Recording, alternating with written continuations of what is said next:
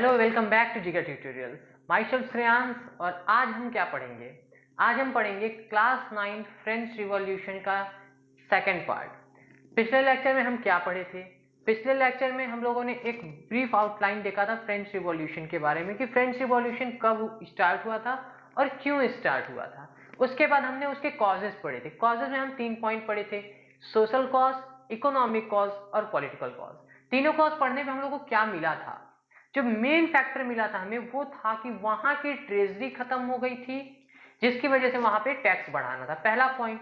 Second point था कि वहां पे जो फूड थे पॉपुलेशन बढ़ने की वजह से, और दूसरा था कि मौसम खराब होने की वजह से, एक्सट्रीम हॉटनेस और एक्सट्रीम कोल्डनेस की वजह से फसल बर्बाद हुई, जिसकी वजह से प्राइसेस बहुत ज्यादा हाई हो गए थे और लोगों को सर्वाइवल में प्रॉब्लम हो रही थी, सब्सिस्टेंस क्राइसिस की सिचुएशन आ गई थी। ठीक है, दो चीज मेन था। क्या?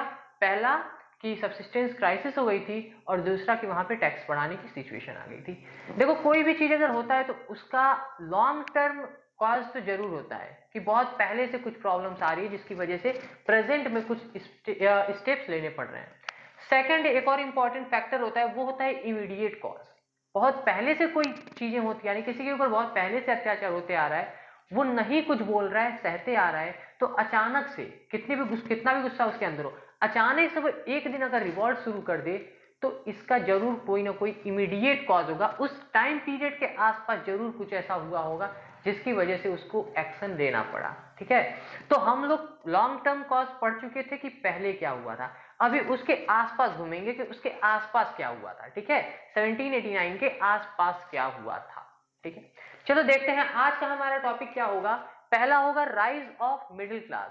एक मिडिल क्लास नया, अभी पढ़े हो, 3 स्टेट में डिवाइडेड था, first state, second state, third state. तो first state second state higher class में आते थे, थर्ड स्टेट लोअर क्लास में आते थे। इन दोनों के बीच में एक नया क्लास जुड़ चुका था, वो था मिडिल क्लास। मिडिल क्लास की उत्पत्ति कहां से हुई? How the middle class rises in France. ठीक है, और उसके बाद पढ़ेंगे सेकंड टॉपिक में हम लोग कि कौन कौन से फिलोसोफर्स थे जिन्होंने इन मिडिल क्लास के लोगों का या फिर थर्ड स्टेट के लोगों का रिवॉल्यूशन करने के लिए मोटिवेशन किया। ठीक है, तो let's start our today's topic, rise of middle class. Rise of middle class is the situation of mid 18th century. Mid 18th century, first of all the basic confusion between students is that कि 18th century और 19th century क्या होता है। बहुत लोग इसमें confuse है। 18th century बोला गया, इसका मतलब ये नहीं कि 1800 प्लस, नहीं, 1800 प्लस नहीं होता है। 18th सेंचुरी क्या होता है बताता हूं। देखो, जैसे अगर हम एक सेंचुरी बोले, फर्स्ट सेंचुरी, क्रिकेट खेल रहा है क्रिकेटर, उसने अपनी फर्स्ट सेंचुरी कंप्लीट की, तो क्या वो 100 प्लस होता है? नहीं, वो कहां से होता है? 1 से 100। सेकेंड सेंचुरी, सेकेंड सेंचुरी मतलब 100 से 200, यही होता है ना। सेम वे में अगर 18th सेंचुरी बोला जाए तो सेकेंड सेंचुरी 1 से होगा, तो 18th सेंचुरी आपका कहां से होगा? 1700 से 1800 के बीच में होगा, राइट। 1700 से 1799 कह लो, कितना? 1799, या फिर 1701 से 1800 तक कह सकते हो। ठीक है, ये आपका होगा जो बीच का टाइम पीरियड होगा। ठीक है, ये मीन्स 18th सेंचुरी 1700 समथिंग से लेके होती है और 1800 के आसपास। 1800 प्लस नहीं होता है। ठीक है, याद रखना। यहाँ पे बात क्या हो रही है? In the mid 18th century means 1750 के आसपास की बात की जा रही है। ठीक है, in the mid 18th century a section of the third estate became prosperous. A section of the third state became prosperous, means a part of the third state, means among the total population of the third state, some peoples, few of them became prosperous. Prosperous meaning, prosperous का Hindi meaning होता है समृद्ध होना। It means that they collected some success, some money, means financially, और society के according वो success और finance दोनों इकट्ठा कर चुके थे। मैं समृद्ध हो चुके थे वो, उनके पास एजुकेशन भी आ गई थी, पैसे भी आ गए थे, सफलता भी उनके हाथ लगने लगी थी। कब?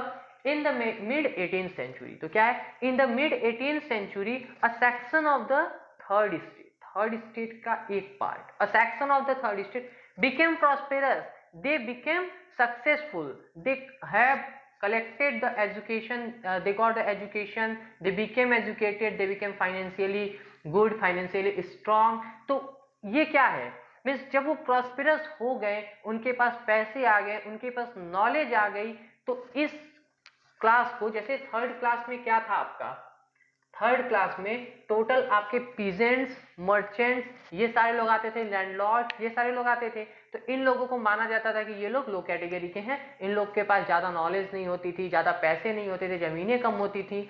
लेकिन अब क्या है, अब उनके पास नॉलेज भी आने लगी, पैसे भी आने लगे और सफलता भी आने लगी। ठीक है, तो इसके लिए इन्हें ना ही आप ये लोअर क्लास में रह गए, ना ही थर्ड क्लास स्टेट में रह गए, और ना ही ये नोबेलिटी और कलर्जी के बराबर अभी हुए थे।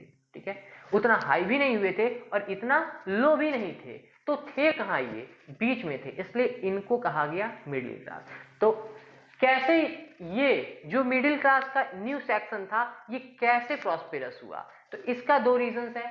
पहला कि देखो, they earned well through overseas trade, overseas trade से, दूसरा मैन्युफैक्चरिंग, और तीसरा एंड थ्रू देयर प्रोफेशन। मतलब देखो, मिड 18th सेंचुरी के आसपास इंडस्ट्रियलाइजेशन प्रोसेस बहुत ज्यादा इंक्रीज हो गया था, ग्लोबल मार्केट भी इनहेंस होने लगा था, अपने कंट्री के गुड्स को दूसरे कंट्री में ट्रांसपोर्ट करने की फैसिलिटी भी चालू हो गई थी। ठीक है, मीन्स ट्रेडिंग बहुत ज्यादा हो गई थी, एक कंट्री से दूसरे कंट्री ओवरसीज सामान पहुंचाना, ओवरसीज ट्रेड करना, ये सारी चीजें हो गई थी। और आपको पता है कि जितने भी मर्चेंट्स वगैरह थे, ये सारे लोग किस क्लास में आते थे, थर्ड स्टेट में। ठीक है, तो थर्ड स्टेट के जो मर्चेंट क्लास के लोग थे, ये लोग अपने गुड्स को ओवरसीज ट्रेड करते थे, दूसरे देशों में व्यापार करते थे, और इस व्यापार से पैसे इकट्ठा होने लगे, क्योंकि इन लोग का ट्रेड ज्यादा इनहेंस होने लगा। पहला।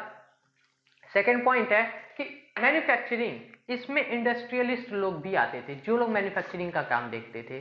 तो मैन्युफैक्चरिंग, ऑफकोर्स जब ट्रेड हो रहा है, दूसरे कंट्री से व्यापार हो रहा है, विदेशी व्यापार कहते हैं ओवरसीज ट्रेड को, तो इस टाइम पे अगर दूसरे कंट्रीज के साथ हमारा ट्रेड रिलेशन अच्छा हो रहा है, तो आपको मैन्युफैक्चरिंग सेक्टर भी इंक्रीज करनी पड़ेगी। ठीक है, तो because of this increase in the manufacturing sector, जो लोग मैन्युफैक्चरिंग से रिलेटेड थे, उनके पास भी पैसे आने लगे, उनके पास भी ज्यादा वेल्थ इकट्ठा होने लगा। और थर्ड सेक्शन जो था, गुड्स एंड प्रोफेशंस। प्रोफेशंस का मतलब क्या है, प्रोफेशंस यहाँ पे आपका, जो लोग जैसे यहाँ पे इस टाइम भी कुछ डॉक्टर्स होते थे, कुछ लॉयर्स होते थे, टीचर्स होते थे। ठीक है, तो ये लोग जो थे, इन लोगों की भी अब जो है बिजनेस, जो है जो भी इन लोग का जॉब है, वो ज्यादा इनहेंस होने लगा था। क्यों इनहेंस हो रहा था, क्योंकि आपको पता है ये दोनों सेक्शन जो था, ये पैसे कमा रहा था, पैसे कमा रहा था, तो जॉब भी इन लोगों को ज्यादा मिल रही थी। और जो लोग जॉब करते, जैसे अगर कोई टीचर है, तो उन लोगों को एजुकेट करने के लिए ज्यादा स्टूडेंट्स भी मिल रहे थे एंड ऑल। तो कुल मिला के कह सकते हो कि ये जो थर्ड स्टेट का एक सेक्शन था, किसका, मर्चेंट्स थे, बिजनेसमैन थे, लॉयर्स थे, डॉक्टर्स थे, ये सारी लोग जो थे, जिनके पास थोड़ी बहुत नॉलेज थी, वो और ज्यादा ग्रो होने लगे, उनकी जो ग्रोइंग स्पीड है वो बहुत ज्यादा बूस्ट हो गई। ठीक है, और मिड 18th सेंचुरी आते आते वो प्रॉस्पेरस हो गया, पूरी तरीके से समृद्ध हो चुके थे। क्लियर। नेक्स्ट पॉइंट है कि this group was educated and believe that the no group in the society should be privileged by the birth. मतलब कि अब ये एजुकेटेड होने लगे हैं, now they are getting good education, means जब इनके पास पैसे होने लगे तो ये एजुकेशन भी लेने लगे, और एजुकेटेड होने के बाद कोई भी एजुकेटेड पर्सन किसी के अंडर में रहना नहीं चाहता। पहला पॉइंट है। दूसरा पॉइंट ये है कि अब ये लोग उनके लगभग बराबर में आ चुके थे, उनके पास भी उतने ही पैसे जिनके पास, जितना इनके पास होता था, उन लोग के पास भी वही टैलेंट जितना इन लोग के पास होता था, ये लोग भी एजुकेटेड, वो लोग भी एजुकेटेड, वो भी ह्यूमन बींग्स, ये भी ह्यूमन बींग्स, तो डिफरेंस नहीं कोई था। तो ये लोग सोचते थे कि अब जब कोई डिफरेंस नहीं है, तो उनको प्रिविलेज क्यों दिया जाए बाय बर्थ, जन्म से प्रिविलेज क्यों दिया जाए। हाँ, अगर वो अब भी इनसे बेटर हो सकते हैं तो उन्हें प्रिविलेज मिले, बट बाय बर्थ प्रिविलेज नहीं मिलना चाहिए, ये उसके खिलाफ आवाज उठाना चाहते थे। ठीक है, तो the group was educated and believe that no group in the society should be privileged by the birth. कोई भी ग्रुप बर्थ से ही प्रिविलेज नहीं होना चाहिए, बर्थ से ही उसको कुछ अधिकार नहीं मिलना चाहिए, right. Next point is that inspired by various philosophers becomes a matter of talks in the class, in this class in coffee houses and saloons. एक देखो यहाँ पे saloons की स्पेलिंग, एक चीज ध्यान देना, स्पेलिंग पे बहुत ज्यादा मत जाना। ठीक है, स्पेलिंग कभी थोड़ा मिस्टेक हो सकती है, ठीक है, तो टेक इट इजी।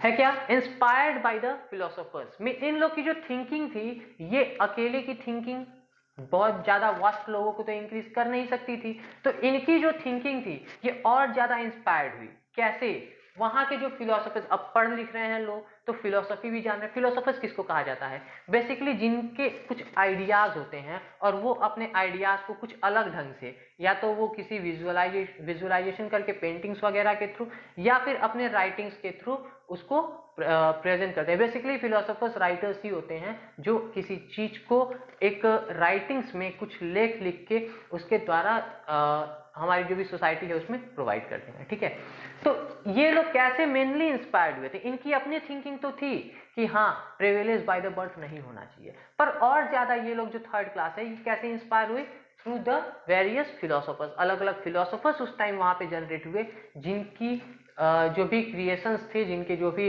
राइटिंग्स थे, उसके द्वारा ये लोग इन्फ्लुएंस्ड हुए। तो philosophers becomes a matter of, अब जब फिलोसोफर्स आए, फिलोसोफर्स के द्वारा लिखी गई चीजें लोग पढ़े, लोग इसके बारे में जाने, तो अलग अलग जगहों पे इन चीजों के बारे में चर्चा होने लगी अमंग द थर्ड क्लास। अब थर्ड क्लास के सभी लोगों के बीच में ये चीज फैलने लगी धीरे धीरे कि नहीं हमारे साथ गलत हो रहा है, ऐसा नहीं होना चाहिए, किसी को प्रिविलेज बाय द बर्थ नहीं मिलना चाहिए और सोसाइटी इक्वली डिवाइडेड होनी चाहिए, इक्वलिटी मेंटेन होनी चाहिए सोसाइटी में। ठीक है, सबके अंदर ये भावना धीरे धीरे फैलने लगी, किसके through, through the philosophers and जो भी ये लोग एजुकेटेड क्लास के लोग थे, सब लोग मिलकर इस चीज को पूरे सोसाइटी में डिवाइड करने लगे। इसके बाद क्या हुआ, कैसे, through their books and newspapers, books और न्यूज़पेपर्स के माध्यम से बेसिकली होता था। ये तो सिंपल पॉइंट है। Next point is American constitution and is guarantee of individuals right was an example of political thinkers. ये एक कह सकते हो कि थोड़ा सा बहुत ज्यादा इंपॉर्टेंट पॉइंट नहीं है, बट चूंकि था मुझे दिखा तो मैं ये बता दे रहा हूं। देखो अमेरिकन उस टाइम में 1789 में ये अमेरिकन कॉन्स्टिट्यूशन है, ये आई थिंक मार्च 1789 के आसपास बना था। ठीक है, तो इस टाइम 1789 में अभी नया नया अमेरिकन कॉन्स्टिट्यूशन बना था और जस्ट उसके बाद ही फ्रेंच रिवॉल्यूशन, ये लोग, इन लोगों की थिंकिंग्स ग्रो हो रही थी। तो इन लोगों के बीच में जो पॉलिटिकल थिंकर्स थे, जो लोग पॉलिटिक्स के बारे में सोचते थे कि नहीं पॉलिटिक्स सोसाइटी में कैसी होनी चाहिए, उन लोगों के लिए एक जीता जागता एग्जाम्पल था क्या, अमेरिकन कॉन्स्टिट्यूशन। जो अमेरिका में कॉन्स्टिट्यूशन बना था वो इन लोगों के लिए एज ए एग्जाम्पल सामने खड़ा हुआ कि वैसा कुछ यहाँ पे भी किया जा सकता है। वहां पे एक चीज और शुरू हुई थी, गारंटी ऑफ इंडिविजुअल्स राइट, लोगों की राइट्स। जैसे हम लोग के यहाँ ह्यूमन राइट्स हैं, अलग अलग जगहों पे declaration of rights of main हुआ था। इसके बाद यहीं पे आप पढ़ोगे कि इसी से इन्फ्लुएंस होके फ्रांस में declaration of rights of main भी हुआ था। तो क्या है कि अमेरिकन कॉन्स्टिट्यूशन और अमेरिका में जो इंडिविजुअल्स राइट की गारंटी थी, ये दोनों लोगों के लिए, इन लोगों के लिए एज ए एग्जाम्पल सामने आया था। ठीक है, तो ये सारी चीजें थी जिससे मेनली ये लोग इन्फ्लुएंस्ड हुए थे रिवॉल्यूशन शुरू करने के लिए।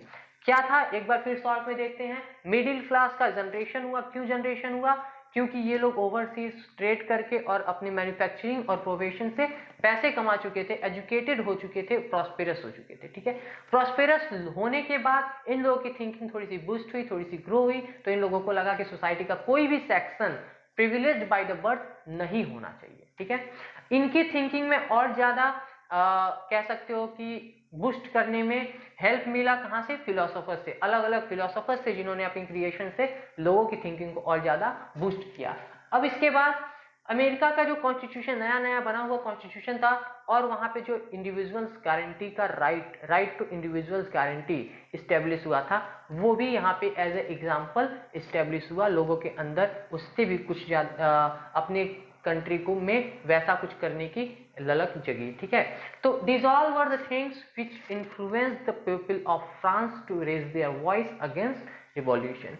अब देखते हैं कि कौन कौन से फिलोसोफर्स थे, उनकी क्या क्रिएशंस थी और कैसे उन फिलोसोफर्स की वो क्रिएशंस फ्रेंच रिवॉल्यूशन में लोगों की थिंकिंग को बूस्ट करने में हेल्प की। ठीक है, okay, so now this is the list of our total philosophers, prominent philosophers, who are the main philosophers who has contribution in arising the revolution in France। ठीक है, देखते हैं who were the prominent philosophers and what were their contributions, what were their creations, उनके क्या creations थे, क्या contributions थे। ठीक है, नंबर 1 पे हमारा है जॉन लॉकी। जॉन लॉकी बोलो, जॉन लॉक बोलो, दोनों बोला जाता है, ठीक है। जॉन लॉक या John Lockie, he has written a book Two Treatises of Government, Two Treatises of Government. What has he written in this book, क्या लिखा था उन्होंने इस बुक में मेन, तो he has written about the criticizing of monarch, means he has criticised the monarch in his book. उन्होंने monarch को criticise किया था, वो नहीं चाहते थे कि मोनार्च को एज अ डिवाइन पावर लोग माने। वहां पे उस टाइम क्या था, मोनार्च ही सब कुछ था, मोनार्च को ही लोग डिवाइन पावर मानते थे, मोनार्च के पास सारे पावर्स हुआ करते थे, तो ये उसको अपोज करते थे, ठीक है।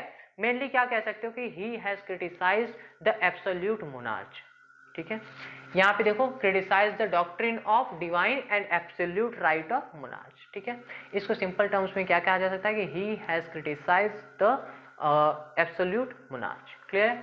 Now second point is Jean Jacques Rousseau. Jean Jacques Rousseau की क्या कॉन्सेप्ट थी, तो he has written a book the social contract, the social contract. What has he written in this book, so he has written about a social कह सकते हो social form of government, means कि एक ऐसी form of government हो जिसमें जो leader है या फिर जो भी रूलर है वो लोगों की सुने, सिंपली क्या कह सकते हैं कि लोगों की सुने, पब्लिक की सुने। क्योंकि एब्सोल्यूट मोनार्च या मोनार्च सिस्टम में क्या होता है कि जो रूलर होता है, जो किंग होता है, वो बेसिकली यहाँ पे एक ले लो लुईस 16 है, वो किसी की नहीं सुनता था, वो सिर्फ अपनी करता था और लोगों से कोई उसको मतलब नहीं था, ये ऑलरेडी पीछे भी आपको बता चुका हूँ, ठीक है। तो वो क्या चाहते थे, he wanted a form of government, he proposed a form of government based on a social contract between, एक सोशल कॉन्ट्रैक्ट हो किसके बीच में, between people and their representative, जो पब्लिक हो और उसके रिप्रेजेंटेटिव हो, उनका कुछ सोशल कॉन्ट्रैक्ट हो गवर्नमेंट के साथ, मीन्स वो रिप्रेजेंटेटिव्स की और पीपल की सुने, ठीक है। Third is Montesquieu. मॉन्टेस्क्यू का क्या कॉन्सेप्ट था, तो he has written a book The Spirit of laws.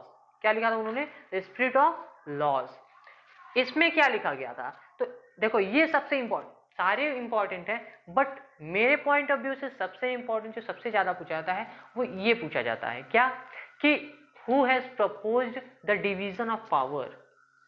इन्होंने प्रपोज किया था कि जो पावर्स हैं वो डिवाइड हो among legislatures, executive and judiciary. वो नहीं चाहते थे कि जो मोनार्च है, जो रूलर है, वही सारे पावर्स अपने अंदर रखे। वो नहीं चाहते थे कि रूलर ही नियम बनाए, रूलर ही नियम का पालन करवाए और वही खुद उस रूल को तोड़ने वाले को सजा दे, ठीक है। जो भी डिसीजन, जो भी फाइनल डिसीजन लेना है वो भी वही करे, वो नहीं चाहते थे, ठीक है। व्हाट हैज ही प्रपोज, तो he has proposed a division of power, division of power with in the government, जो भी गवर्नमेंट है वहां की, उसके अंदर जो पावर्स हैं वो डिवाइडेड हो, किसके बीच में डिवाइड होना, तो between legislature, executive and judiciary, ठीक है। तो these are the three prominent philosophers and their contributions, ठीक है। तो इस लेक्चर में बस इतना ही, मिलते हैं नेक्स्ट एपिसोड में, तब तक के लिए गुड बाय।